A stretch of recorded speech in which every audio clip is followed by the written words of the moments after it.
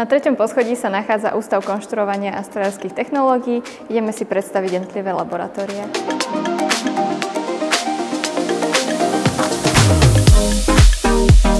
Takže nachádzame sa v diaľniach Technickej fakulty a ideme sa pozrieť do laboratória technickej diagnostiky.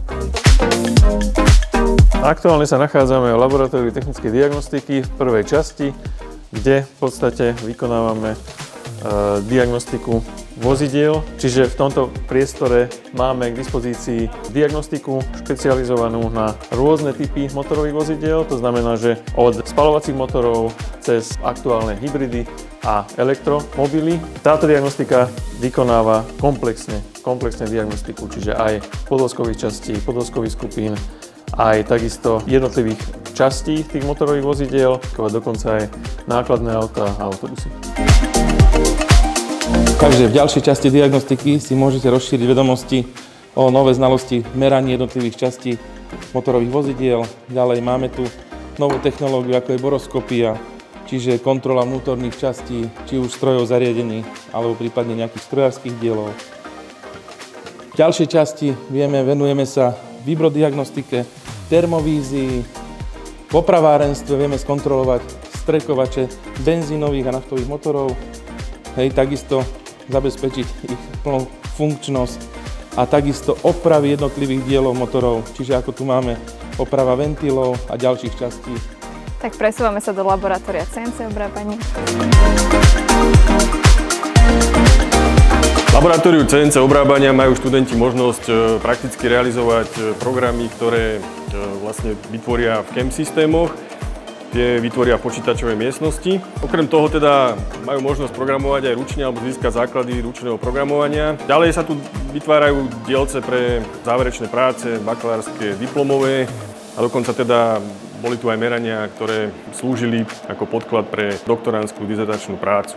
Pokračujeme do laboratória tribológie. V laboratóriu tribológie sa venujeme skúmaniu tribologických vlastností rôznych kontaktných prvkov. Toto skúmanie môžeme riešiť dvoma spôsobmi. Buď abrazívnym spôsobom na tomto kontaktnom zariadení, alebo potom adhezívnymi spôsobmi na rôznych tribotestoroch a skúšobných zariadeniach. Na tomto zariadení riešime čiarový kontakt dvoch prvkov, plošný kontakt a na zariadení typu Niemann riešime vlastnosti tribologické ozubených párových dvojíc.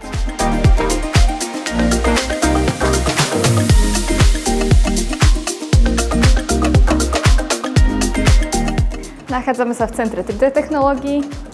Centrum 3D technológií pokrýva 3 oblasti. Ide o 3D skenovanie, aditívnu výrobu a zobrazovacie technológie. Zobrazovacie technológie máme na mysli rozšírenú realitu a zmiešanú virtuálnu realitu. Študenti tu môžu takisto realizovať práce bakalárske, diplomové a súčasťou výučby je vlastne príprava tlače v aditívnych technológiách a takisto skenovanie a spracovanie skenov a laboratóriu virtuálnej zmiešanej reality, takisto práca v prostrediach, ktoré túto realitu využívajú.